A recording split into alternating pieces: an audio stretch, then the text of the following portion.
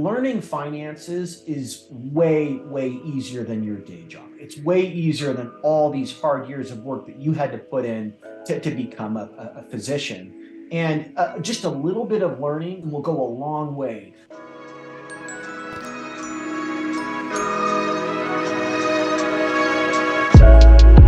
Good day.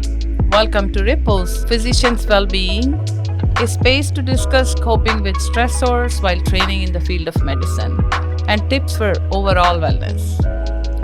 Learn more about the wellness home services at gmewellness.utesca.edu.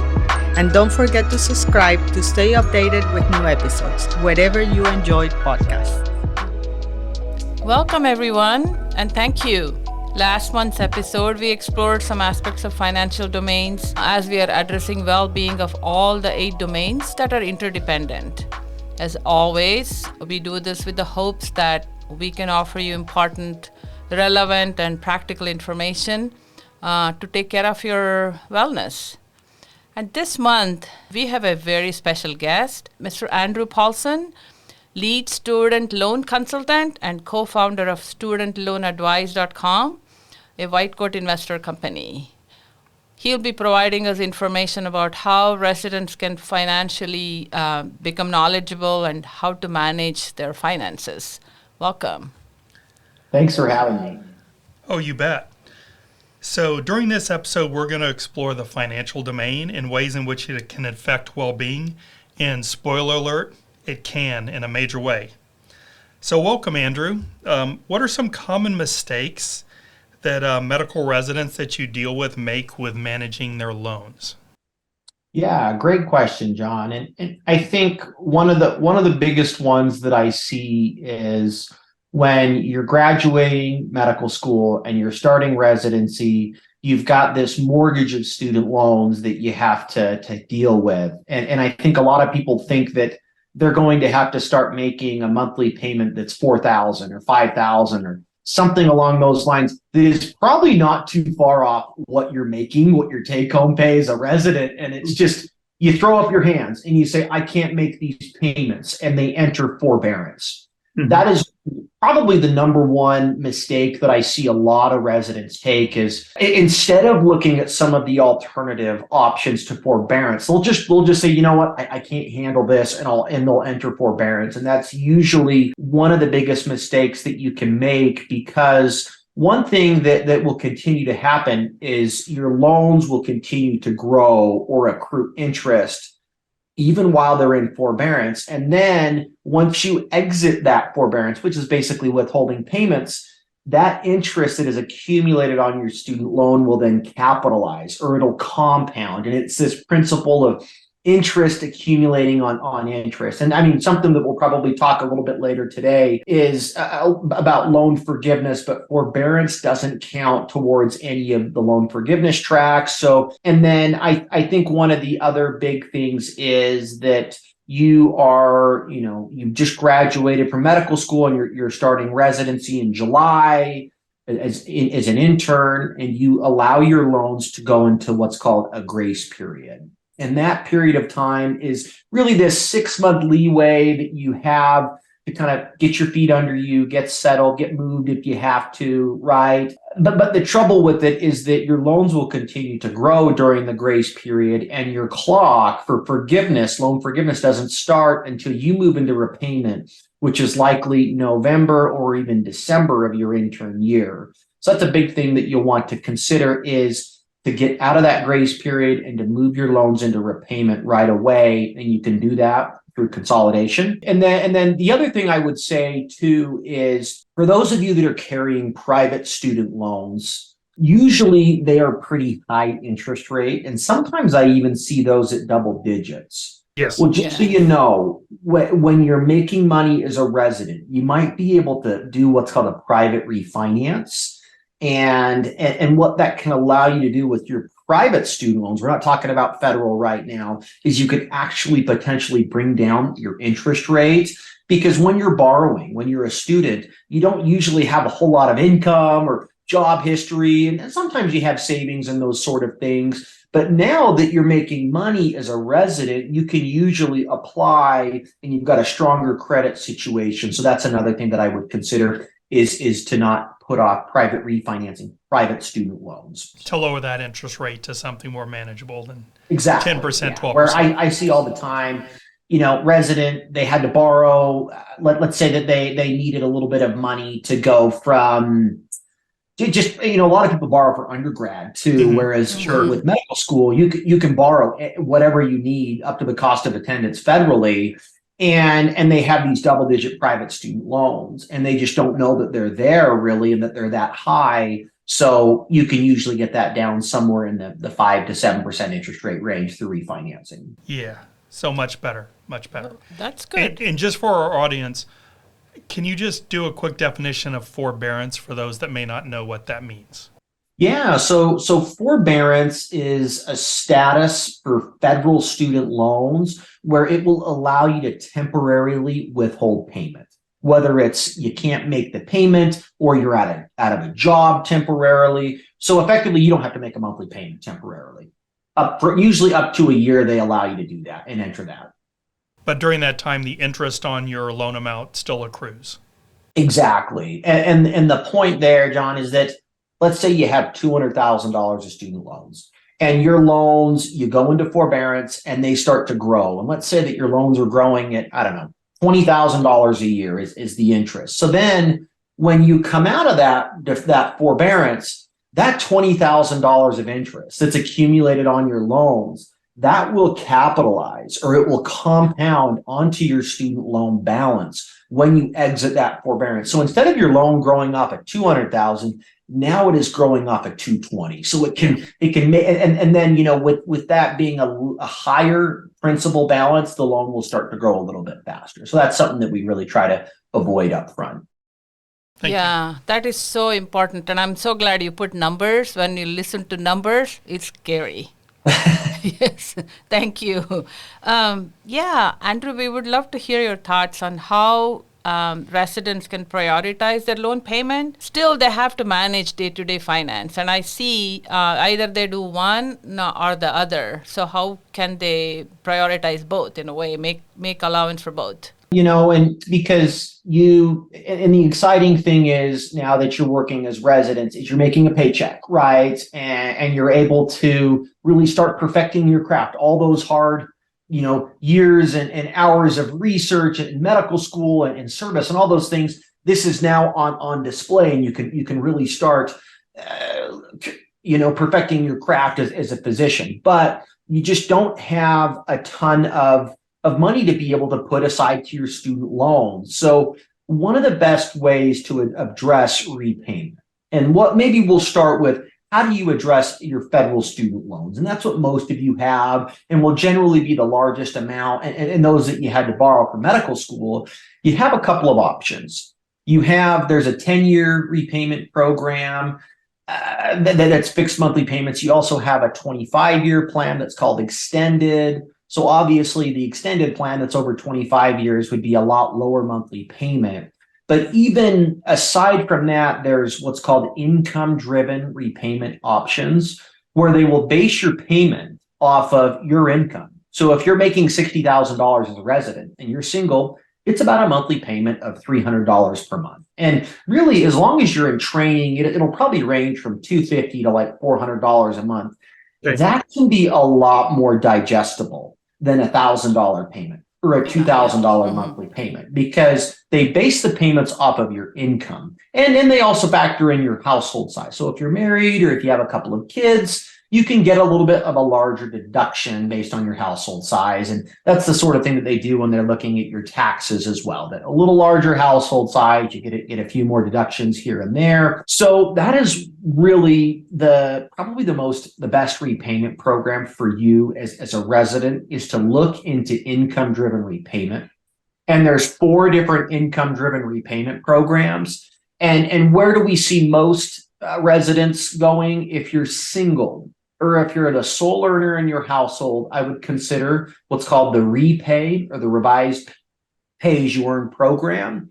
And if you have a significant other, a partner, maybe you're married and they're also making money, you'll probably want to consider one of the other income driven plans. It's called the pay program. It just has a little bit more flexibility where you can actually just base your payments off of your income. And when I'm talking about these income driven options, let's say that you're making, I guess $1,200 or $12,000 a month. And so then if you're making $12,000 a month, if you take 10% of that, that would be the amount that would be allocated for your student loan. So it'd be about $1,200 a month is kind of an example there. So these repayment programs are about 10% of your take-home pay. And that's really kind of a great way to get started. And obviously, as you go from resident to fellow, your income's probably going to go up a little bit. And then, of course, there'll be a jump when you become an attending physician. So, just by nature of your career going from 60,000 to maybe 300,000 as an attending physician, there would also be commensurate with that increase in income and increase in payment. But it's a whole lot easier to make a $2,000 monthly payment when you're making attending money. There's also, is there the opportunity for residents to just pay the interest? So they have their principal and then just say every month I'm going to pay the interest on that loan. And so that it doesn't accrue any additional, but I know at the end of my training, that $200,000 in our example is going to be sitting there waiting for me. Absolutely. You can definitely pay the interest. I'd say that these income driven plans, they are not built in a way that will really cover all of your interest when you're in training, unless you have your partner, you're married, and they're making significant money.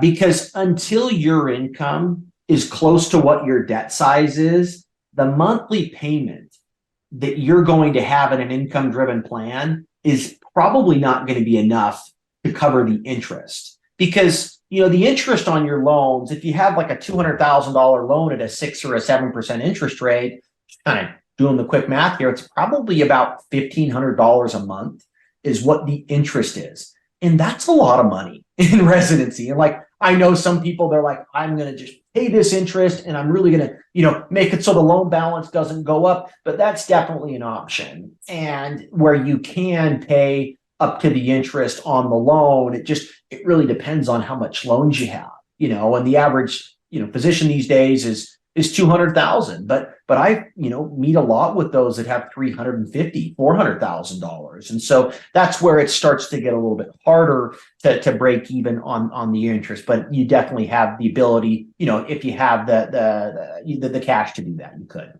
Certainly, or as you talked about, refinancing down to a lower interest rate, so you're not paying 12%.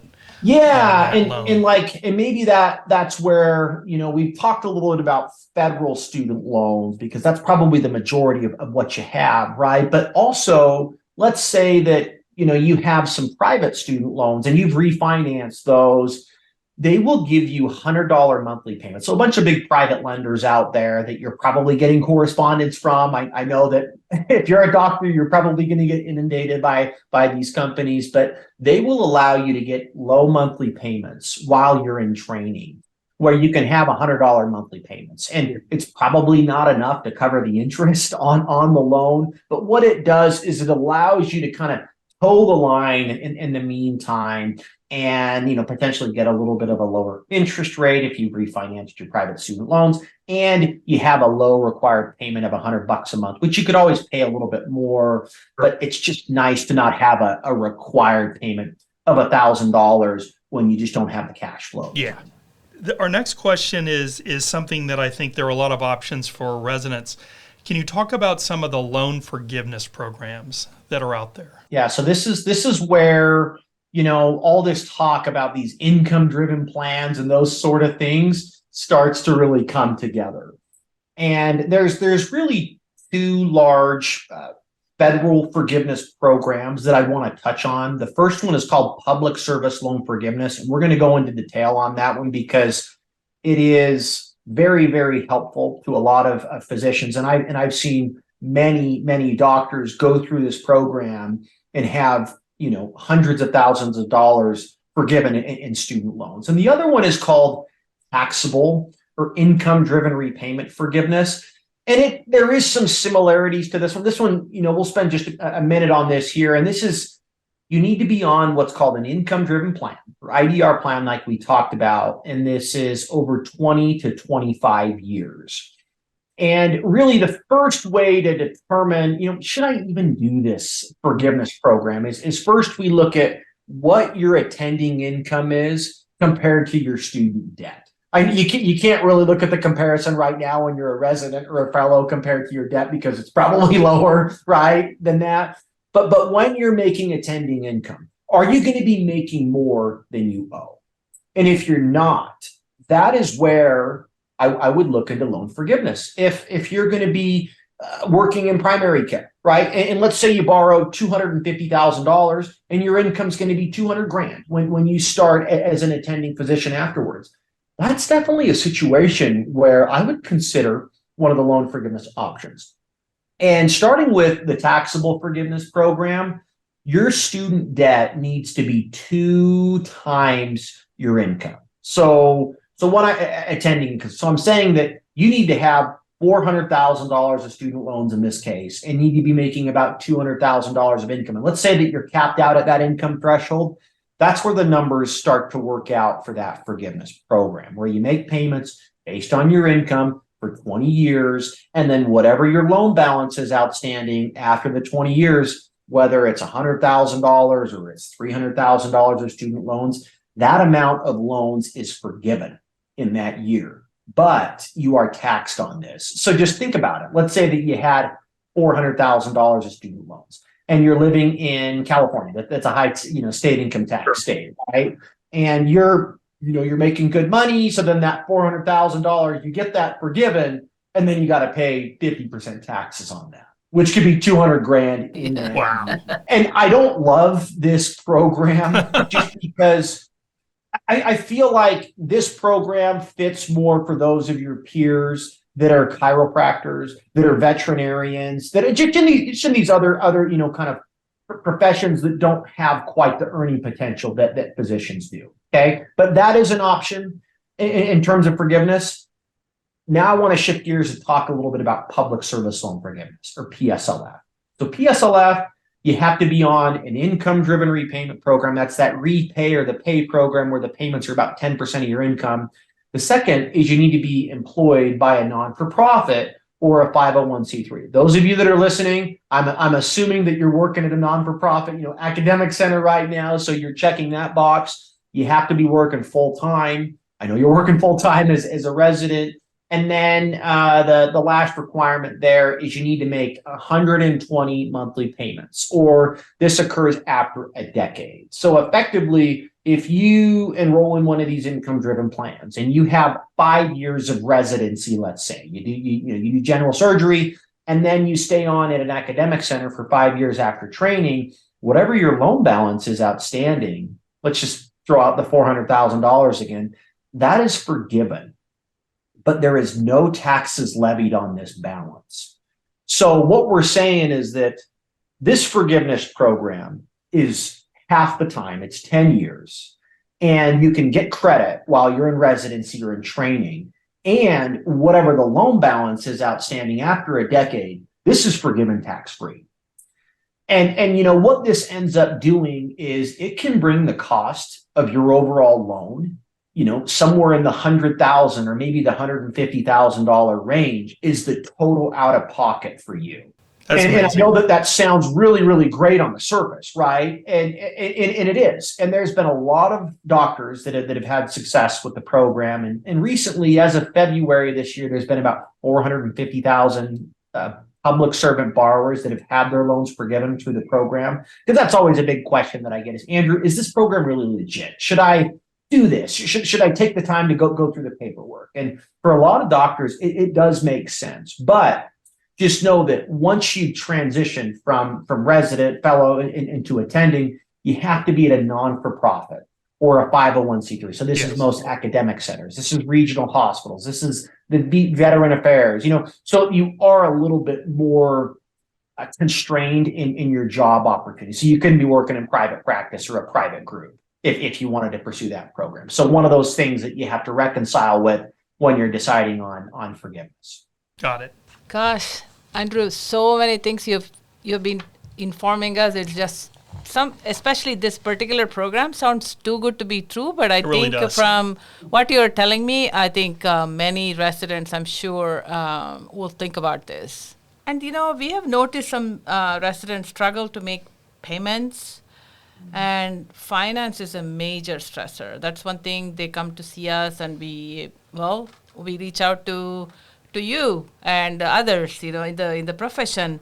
So, what are some things that you could say? How do they reduce their overall debt structure? Any thoughts on that? When you're in residency, and I'm not a doctor, but you're just trying to keep your head above water a lot of times in residency, and you're not going to be able to put aside enough money in your retirement savings to really accelerate that. Right. And like we've talked about student loans already, you're probably not going to be able to pay $3,000 a month when you're in residency to really chip away at these. But you can start to educate yourself on finances, and because you just don't get a lot of education on these sort of things in medical school unless you seek Or this out. residency. Or Or residency, for that Yes. matter. You're right. A lot of times you just don't have the bandwidth for it, right? You can only allow so many things in your head when you're studying for your STEP exams and getting ready for the didactics and all the things that Yes. you need to do, right? So how do you compartmentalize, these finances and kind of the elephant in the room, the 300,000 that I owe, That's right? true. But I think that I would really start with reading books or listening to podcasts or finding a great financial blog. Like the company that I work for is called the White Coat Investor, and they have a ton of different free financial resources, but just trying to kind of, pick up on little things here and there. You can also ask, the senior resident or the attendings that you're working with. And I know financial topics can sometimes be taboo, but try to kind of learn about that. But I will say that learning finances is way, way easier than your day job. It's way easier than all these hard years of work that you had to put in to become a physician. And just a little bit of learning really compounds and will go a long way, whether it's learning how to invest or it's learning about your retirement accounts at work or the types of insurances, disability and life that a lot of physicians need, right? Or it's understanding a little bit of these student loan programs. But I will say, if you can just get your arms around these things early on, as much as you can, it'll pay big dividends for you later down the road. Yeah, gosh, there's a lot of information, Andrew. We have learned a lot, and I'm sure our residents will really learn by listening to this. So, as always, we invite our guests to leave us with a pebble. That's a tip that you can give us. And that we'll start with the tip. People will listen to the tip, that pebble, and then say, gosh, let me listen to this whole podcast. So, what is the pebble you're going to leave with us? I would say that in regards to your student loans, if you can get educated on your repayment options, on your forgiveness options, this can save you tens, and if not tens, hundreds of thousands of dollars, and could potentially get you into a situation of work being optional or moving into less hours earlier on in your career than you could imagine. So a small investment in your student loans will go a very long way for you financially. I think that's an amazing advice, because we're seeing more and more of our residents, once they go into practice, and this is especially true of women, going part-time after a period of time, even retiring. And so having the financial security to be able to do that and not feel like you've got this weight around your neck that you're constantly carrying around is huge advice.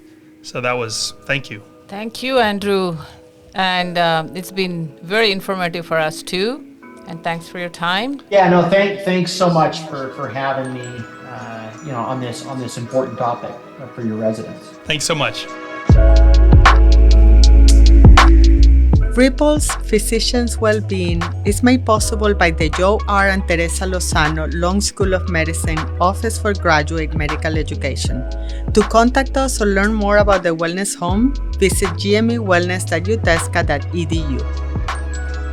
This podcast is inspired by the Dalai Lama's powerful quote: "Just as ripples spread out when a single pebble is dropped into water, the actions of individuals can have far-reaching effects."